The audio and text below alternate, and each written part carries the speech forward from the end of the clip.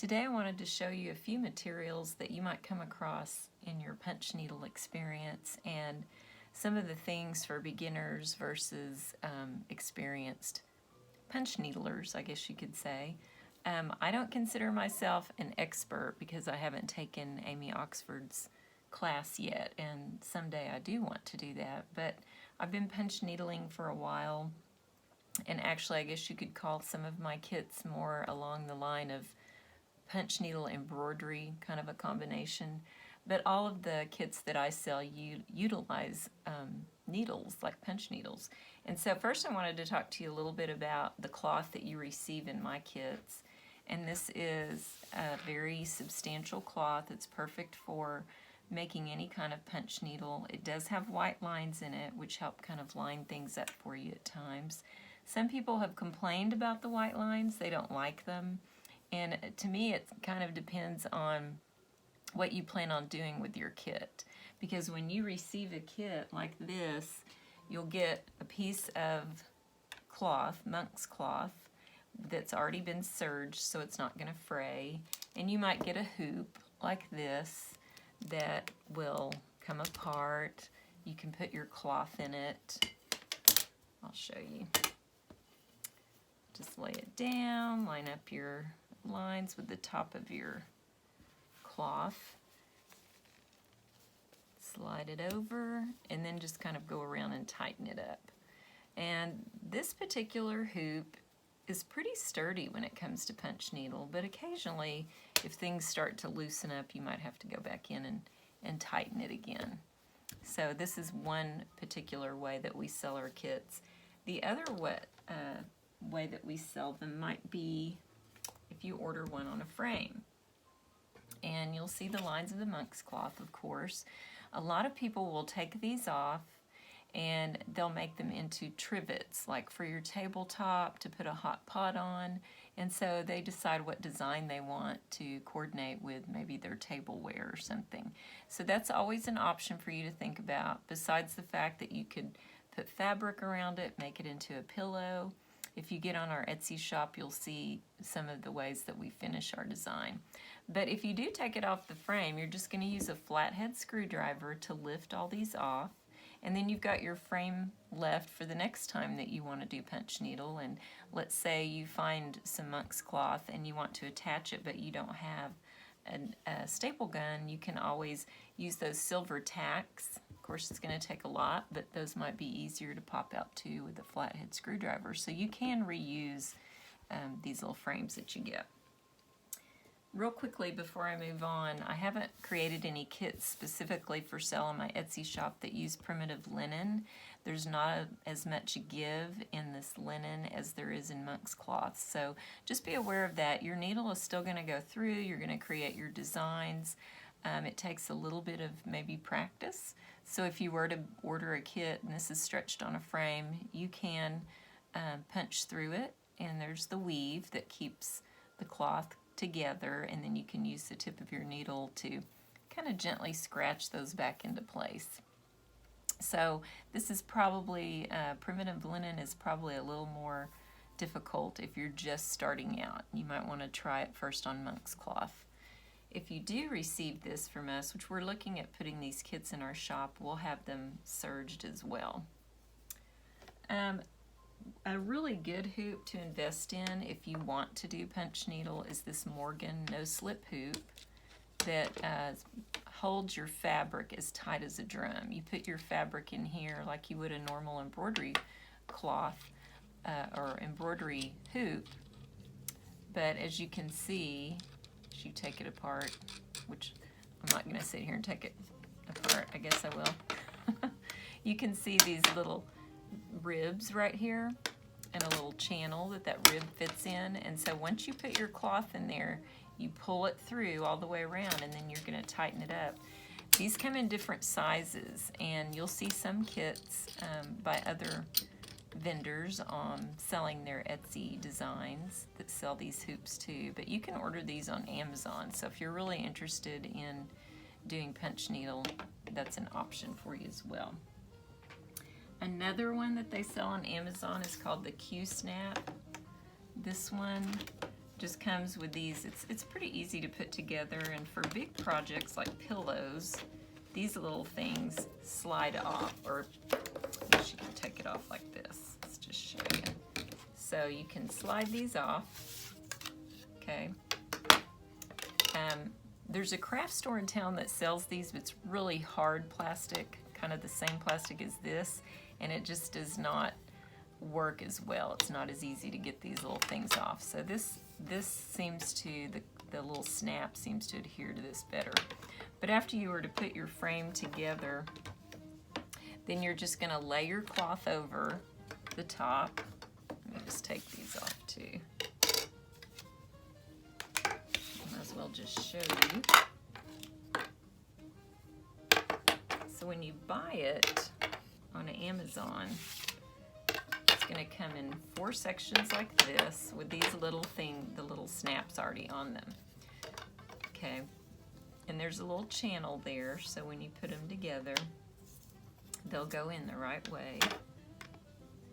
And once you get them all put together, like so, sorry I'm making so much noise, then you're going to lay your fabric across, and you'll start with one side, and as your fabric's draped over, you just snap it in place, then go to the other side, snap it in place, and then you just twist them around, and it's going to tighten that fabric up. So that's what's also good about the lines in the monk's cloth. Many times before you put your cloth on the frame, you're going to mark in the channels of the cloth where your boundary, your border lines are. So you'll just follow that channel all the way across, and then whenever you put it on your frame, then you'll just straighten it up according to the channels that are in the cloth. This piece is not big enough, obviously, for this frame, but anyway, that's another option for you for a frame that's very affordable. Let me get this out of the way. And then what I really like, because I do a lot of punch needle, I love Amy Oxford's gripper strips.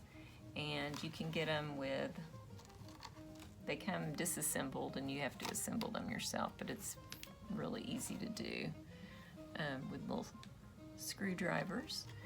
And this cloth, this gripper strip has just thousands of little teeth on it. That's why this cover is really great to have. And when you lay your cloth on it, it's just going to start grabbing that cloth, and you're just going to pull it, and as you pull it, you can see it starting to tighten up. And I go to this side and I do the same thing.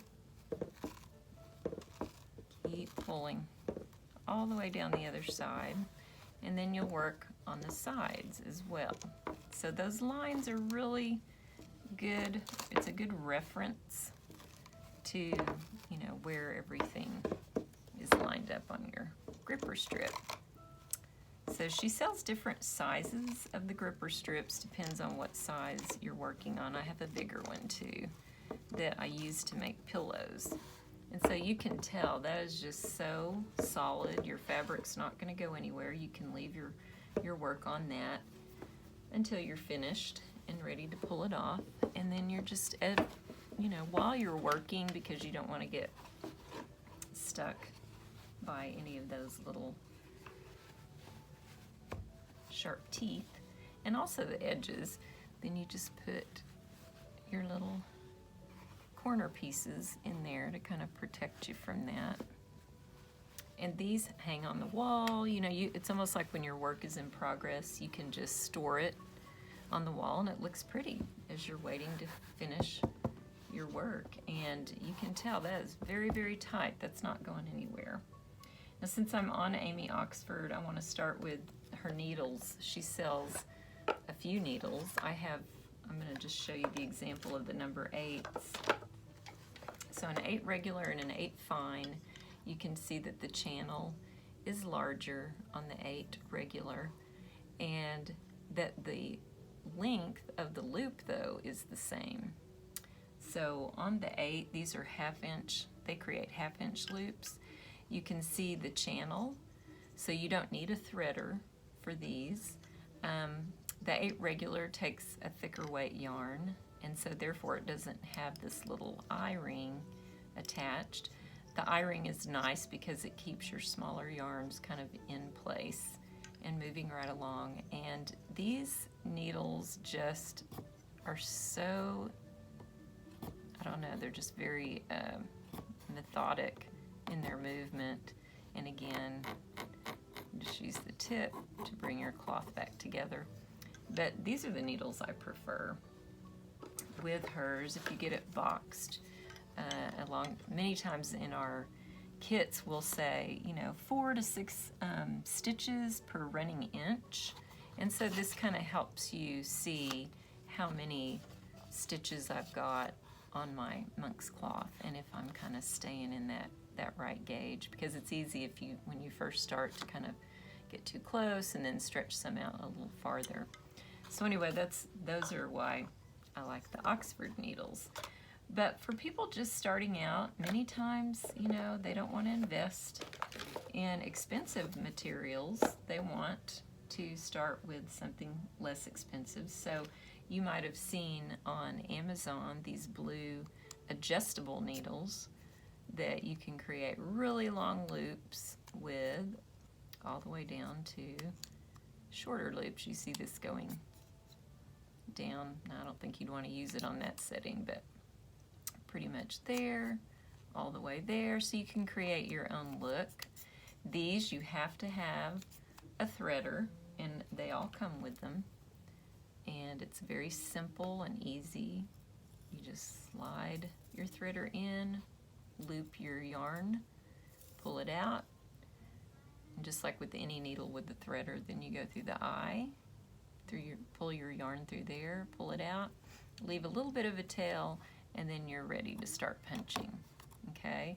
And you're not, when you lift your needle, you're just barely bringing it up. You're just, pretty much dragging it across, so you keep your needle almost in contact with your monk's cloth at all times.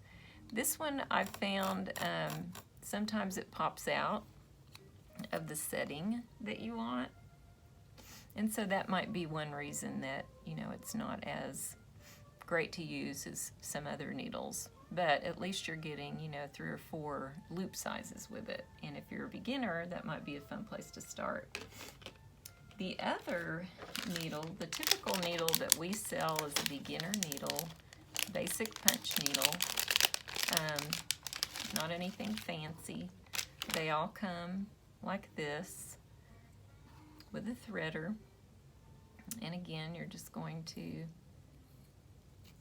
load it the same way, load your yarn the same way through here, and then when it pulls up that side, you go through the eye, loop it back through there, pull it out, and you're ready to start.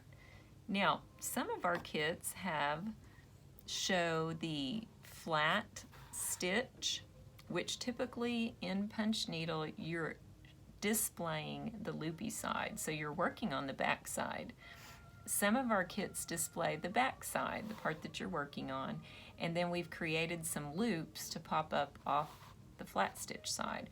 And when that happens, all you're doing is you are turning your frame over and you're working from this side. And you'll see design here, and then you'll just punch that design, you turn it over, and then you'll see the loopy stitches. So with one needle, you can create flat stitches or loopy stitches, but they're all going to be whatever the length of your needle is. Okay? So that's pretty much just a basic little idea about punch needle materials and supplies that you can buy and create your own designs. When I first started, I was really using embroidery floss, and I was creating little coasters that look like this, and I would just buy the colors of the floss that I needed, and I used what I call the Ultra Punch. That's the name of it, actually. I didn't create that name. It comes with very many different settings, so again, you can create the height of your loops, and in an Ultra Punch needle, you get 3 needle sizes for the thickness, because some people might just use 2 yarn or two of the 6 threads there. It also comes with a threader, and again, you're just threading it the same way that you do your punch needle. So, you know, if you really like punch needle and you want to try different mediums, the floss is fun too. It creates smaller designs, but you can get really intricate with the detail in those. So that one's called the Ultra Punch. And to use the fabric that you would use for that, this is a weaver's cloth. And you can purchase this from a store. The store that I found that I really like purchasing from is Paper Crown in Waco, Texas, because they're very easy and friendly to work with. They'll mail it to you right away. You can order by the yard if you want. So if you're into the floss, go ahead and order your weaver's cloth from Paper Crown. And then I just backed these with different fabric and did a blanket stitch all the way around with a coordinating embroidery floss too. So, you know, the world of punch needle, there's just so much out there. Wanted to kind of clarify a few things for you about, you know, some things that you can buy. There's such a variety, but if you have any questions, you can always go to my Etsy shop, Cozy Home Design Gifts, or follow me on Instagram, Cozy Home Design, because a lot of times I'll place these videos on my Instagram page for you to refer back to.